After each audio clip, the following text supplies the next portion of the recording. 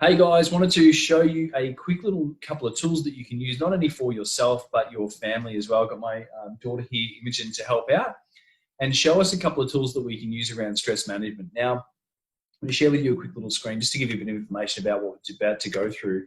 Essentially, this here is the inside of a person's chest cavity. Now, we have about 95% of our information sent through the nervous system, those yellow stringy lines there, sent from the diaphragm and the heart to the brain, and about 5% of information sent from the brain to the heart. Now, that's really significant because what that tells us is that if we are stressed and our heart rate's up and our breathing is quite shallow, that sends a message to the brain to say that there is something out there we need to be really worried about. What is it?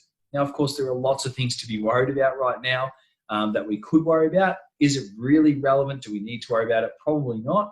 However, that's what's actually happening out there at the moment. So if you are breathing quite shallow, even if there is nothing that you're actually worried about, if you're breathing quite shallow, it's sending messages to the brain saying, hey, there's something wrong out there. Now, there is heaps of stuff for us to find that's wrong out there right now. So I want to show you a quick little screen to describe, or actually to show you the science behind breathing and why that's so important. So just going to bring up another little screen here.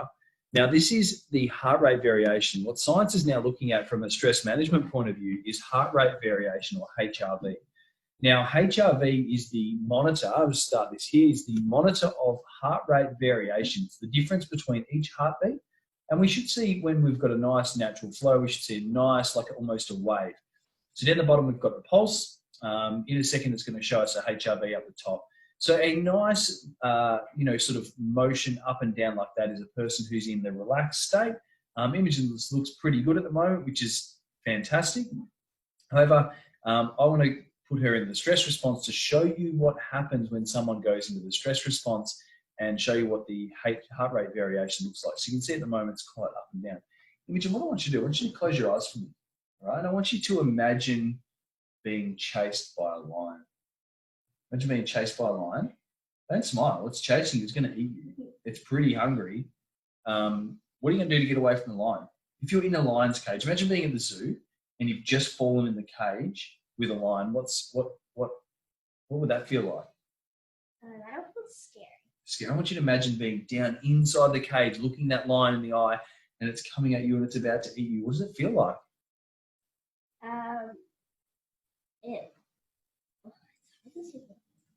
It feels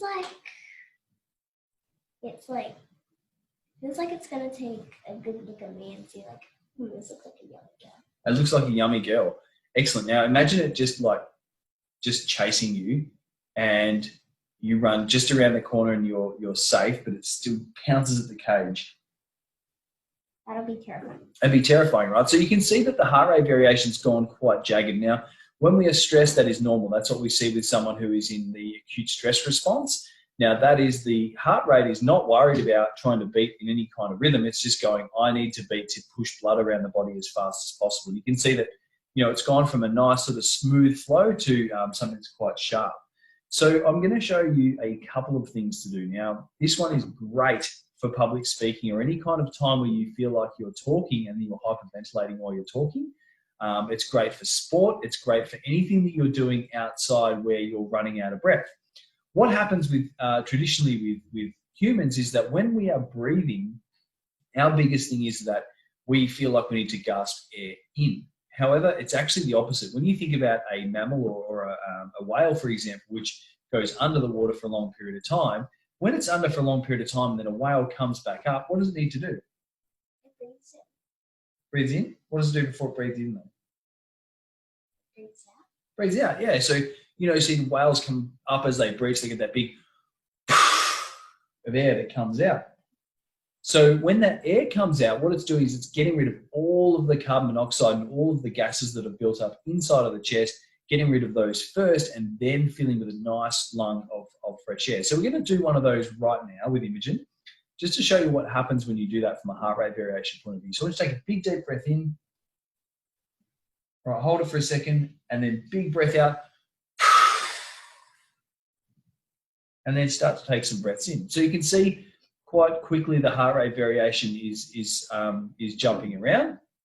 And then now what I want you to do, Imogen, I'm just going to move this little icon up here so that you can see the breath meter. I want you to follow that breath meter on the right-hand side. So I want you to breathe in as it's going up, and I want you to breathe out as it goes down. So I want you to try and slow your breathing down so that it comes, you're breathing in as it goes up. And you'll sort of take a few breaths to get into the rhythm of that. And what will almost instantly start to happen, which we can see it starting to happen now, is we start to see this much more linear curvature in the heart rate variation going in and out of the parasympathetic nervous system. So I want you to just keep doing that breathing for me, sweetheart, as we keep going through this process. So you can see now that the heart rate variation is actually going quite natural, and it's quite flowing up and down. And that's what we should see. So one of the first things that you can do if you are stuck with breathing, if you are frustrated, anxious, worried, annoyed, whatever it is just stop and focus on your breathing. The other thing that I was told, and I've never been able to scientifically prove this, however, I was told that it is impossible, and I've tried it on myself, maybe you can try it out and let me know, it is impossible to focus on the sound of the air coming in through your mouth or your nose and have a negative emotion. I don't know if that's true or not, but we do talk about being able to the brain's only able to focus intently on one thing at a time. So let's try it out. If you were to think about the sound of the noise, I want you to breathe in through your mouth and out through your nose. I want you to breathe in through your mouth as this goes up. That's okay. It's all right. So on the way down. Good. As you breathe in through your nose, I want you to just listen to the sound of the air coming through your nose. And I want you to try and think about something scary as you listen to the sound of the air coming through your nose, and tell me if you can think of something scary or not.